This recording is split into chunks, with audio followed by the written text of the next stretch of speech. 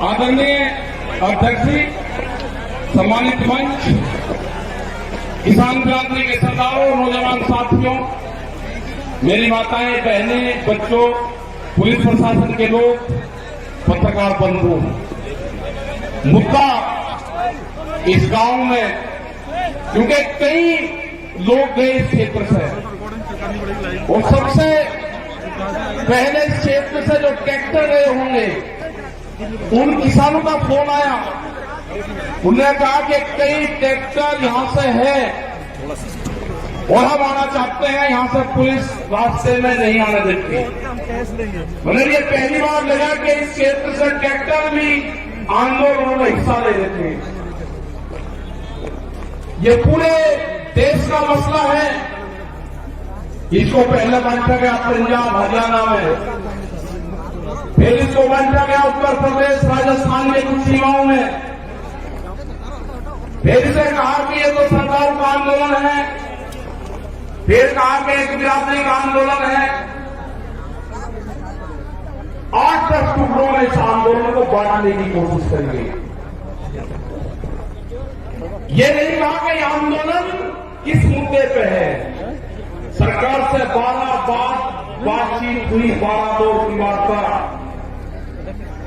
हमने कहा कि जो 3 काले कानून हैं इनको वापसी ले लो।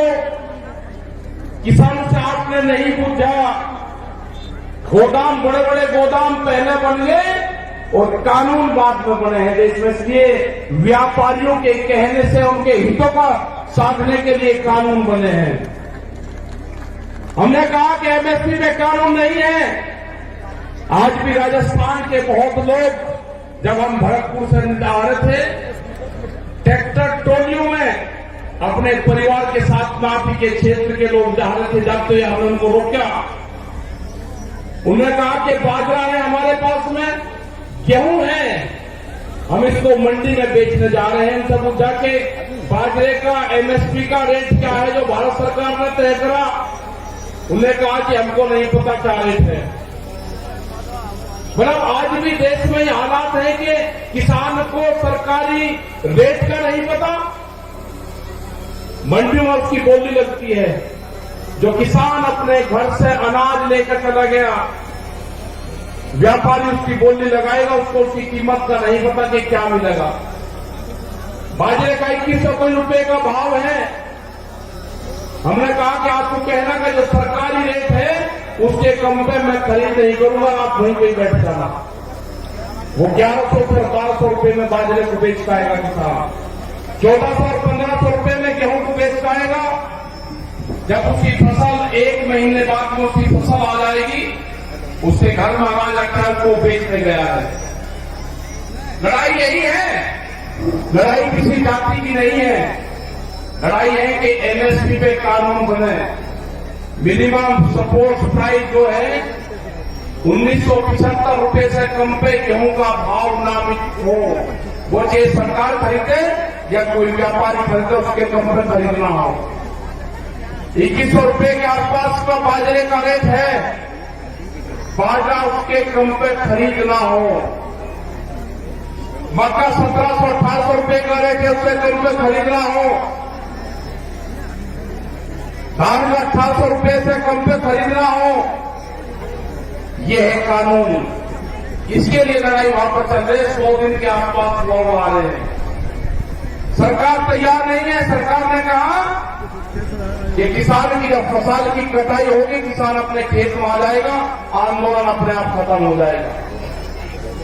उसके एक ही जबान से किसान अपनी फसल उड़ाने शुरू कर दी। उसने कहा कि आंदोलन करेंगे हम, अगर फसल हमारे बीच में आएगी उस फसल को उजाड़ देंगे। आपने हरियाणा, पंजाब, उत्तर प्रदेश, राजस्थान की जगह में बहुत किसान ने उजाड़ी फसल। हमने कहा कि फसल को बर्बाद न करो, ये आंदोलन भी चलेगा, ये फसल भी किसान काटेगा। ये आंदोलन कितना लंबा चलेगा ये तो नहीं कह सकते, लेकिन जो 40 लोग हैं, जो कमेटी के लोग हैं 40, उनके पीछे पंचायतें हैं, उनके पीछे सरपंचों का हाथ है, उसके पीछे पूरे हिंदुस्तान के किसान ने आस्था जताई है कि दिल्ली में चलने वाला धरना मेरे फसलों के रेट तय करेगा। ये लड़ाई बड़े पूंजीपति से है, सरकार उनकी सपोर्ट में है। ये लड़ाई वही है जो जमींदारों के खिलाफ होती थी, ये लड़ाई वही है जो राजाओं के खिलाफ होती थी। वो लड़ाई भी अनाज की लड़ाई थी, ये लड़ाई भी अनाज के रेट की लड़ाई है। मैं नौजवान साथियों को अपने, जिसने इस पूरे देश के आंदोलन की कमान नौजवानों ने संभाली है अब की बार, ये बहुत कम देखने को मिलता है कि नौजवान किसी के क्षेत्र में आंदोलन की कमान अपने हाथ में संभाली हो तो वो आंदोलन कभी फेल नहीं हो सकता, वो आंदोलन फेल नहीं होगा कभी भी। क्योंकि जिस तरह से शाहजहांपुर और पूरे दिल्ली के क्षेत्र में यहां का नौजवान निकला है, उसने जाति धर्म सब चीज को भुला के, वोट को भुला के, कि कौन किस क्षेत्र का है, मेरी वहां पर आपस में क्या लड़ाई क्या टकरार हो, सबको चीज को भुला के उसने दिल्ली के आंदोलन में शरीक हुआ। जिस तरह से यहां पर लोग इकट्ठा कर रहे हैं पैसा, सरकार कहती है कि धन कहां से आ रहा। इस आंदोलन को गांव का किसान चलाता है, इस आंदोलन को हल चलाने वाला किसान चलाएगा, इस आंदोलन को क्रांति से काम करने वाली हमारी महिलाएं चलाएगी, इस आंदोलन को हाजी और पाजी चलाएगा। यह आंदोलन क्रांति का आंदोलन है, यह आंदोलन फेल नहीं होगा। एग्रीकल्चर जो कृषि में काम आने औजार वाले जो है, इस आंदोलन को वही लोग चलाएंगे जो अपने खेतों में हाथ से काम करते हैं। कोई नहीं गया घर वहां से, यहां पर बच्चे राजाराम जी मेल जी है, यहाँ पे युद्धवीर सिंह जोगिंदर जी, अमनाराम जी जो आपके शाहजहांपुर बॉर्डर को प्रमुख से देखते हैं। आप 200-200 किलोमीटर से यहां से जाते हो आप, और दिल्ली को होश नहीं अभी। कई लाख आदमी दिल्ली के चारों तरफ को है, और दिल्ली फिर कान खोल कर सुन ले, ये ट्रैक्टर भी वही है, ये किसान भी वही है। आप ज्यादा तानाशाही दिखाओगे, ये किसान अब की बार में ज्यादा तादाद में दिल्ली में जाएगा, ज्यादा तादाद में किसान जाएगा। यहां की फसल कट जाएगी हमारी 1 महीने में। ये कह रहे कि किसान ट्रैक्टर से नहीं आएगा दिल्ली, ये किसान दिल्ली ट्रैक्टर से ही आएगा। जब इसको दिल्ली कोच करेंगे, ये किसान अपना ताम झाम लेकर आएगा। हर क्रांति होगी देश में, खेत में चलने वाला हर औजार वो साथ लेकर आएगा। जब जब भी बड़ी बड़ी लड़ाइयां हुई, उसमें साथ लेकर चला है। वो जानते हैं कौन सा क्षेत्र है, ये बेहद क्रांतिकारियों का क्षेत्र राजस्थान। बड़ी बड़ी लड़ाइयां यहां पर लड़ी गई, ये किसान पीछे नहीं हटेगा। जो मेरा नौजवान साथी है वो पीछे नहीं हटेगा।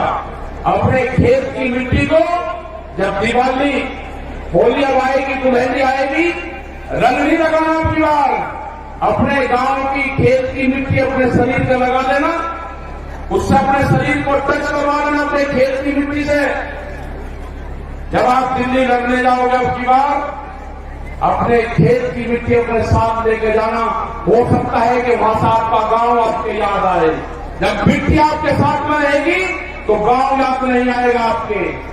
अपने खेत की मिट्टी अपने पूजा स्थान में रखो।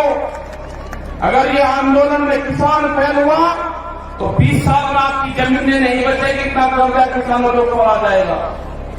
सब लुटेरे आगे हैं, इन लुटेरों का मुकाबला होगा जेरी और सांगों से, जो खेत में भूख हटाने के काम आते हैं। ये लुटेरे हैं, देश को लूटने आए हैं, इनका मुकाबला होगा, इनसे लड़ना पड़ेगा। पूरा दिल्ली को चारों तरफ से किसानों ने घेर रखा है। लड़ाई कितनी लंबी चलेगी ये तो नहीं कह सकते, लेकिन लड़ाई चलेगी, किसान जीतेगा। किसान हार कर दिल्ली से नहीं आएगा वापसी। सरकार कान खोल कर सुनना, दिल्ली की सरकार न किसान कायम आएगा, न किसान वापसी आएगा। जब तक एमएसपी में कानून नहीं बनेगा, 3 दिन वापसी नहीं होंगे, और भी बहुत से भी लेकर आ रहे हैं। जब तक किसान वापसी नहीं होगा, जो मेरे बुजुर्ग हैं उनका जिस तरह से साथ मिल रहा है आंदोलन में, उन्हें जिस तरह से नौजवान साथियों को कहा कि आप चलो आंदोलनों में, हमारे अध्यक्ष यहां पर बैठते हैं 90 साल से ज्यादा उम्र इनकी है, कह रहे कि आंदोलन लड़ाई लड़ो, आंदोलन करो, दिल्ली चलो। तो यही सारे नौजवानों का, सारे युवाओं का, सारी महिलाओं का यही कहना है कि दिल्ली से वापसी नहीं आना। ये लड़ाई किसी जाति बिरादरी की नहीं है, ये लड़ाई किसान के अस्तित्व की है। इस लड़ाई को हमको लड़ना पड़ेगा, बहुत मजबूती के साथ लड़ना पड़ेगा। जाति, धर्म, गोट, खास ये सब छोड़कर ये लड़ाई किसान और मजदूर की लड़ाई है। गरीब का अनाज तिजोरी में बंद ना हो, देश में भूख पे व्यापार ना हो, बड़े बड़े गोदाम बन गए, बड़े बड़े ताले लगेंगे, गरीब आदमी को रोटी नसीब नहीं होगी, कीमतें अनाज की उतनी बढ़ेगी। ये लड़ाई है, रोटी तिजोरी में बंद ना हो। ये लड़ाई है व्यापारी के चुंगल में अनाज न जाए। ये लड़ाई है किसान को फसलों के दाम मिले। ये लड़ाई जारी रहेगी, आंदोलन हमारे जारी रहेंगे और हम पूरे देश भर में जाएंगे। पूरे देश भर में 24 मार्च तक के प्रोग्राम हमारे लगे हुए हैं अभी। उसके बाद आगे के प्रोग्राम लगेंगे, कह देंगे वेस्ट बंगाल में चैलेंजर जाएंगे, आसाम में जाएंगे, वेस्ट बंगाल में जाएंगे, कर्नाटक और तमिलनाडु और महाराष्ट्र में भी जाएंगे। पूरे देश में किसान जाएगा। 40 लोगों की जत्थेबंदी है, वो जाएगी। और जब तक भारत सरकार कानूनों को वापसी नहीं लेगी, जब तक एमएसपी पे मिनिमम सपोर्ट प्राइस पे कानून नहीं बनेगा, ये किसान दिल्ली को नहीं छोड़ेंगे। आपने इतनी बड़ी संख्या में यहाँ पे आए, आपका बहुत बहुत धन्यवाद। यहाँ पे जो ये मैदान है, जो कुश्ती मैदान है, भैरव बाबा का मैदान यहाँ पे है, उनको नमन करते हैं। इस पूरे क्षेत्र को, जो पहाड़ी क्षेत्र में यहाँ पर प्रोग्राम लाए के 81 गांव में जो प्रोग्राम है, आपका धन्यवाद। जय हिंद, जय भारत, जय। सत श्री अकाल। प्लीज़ साडे चैनल सांझा पंजाब नू लाइक ते सबसक्राइब करो यूट्यूब ते।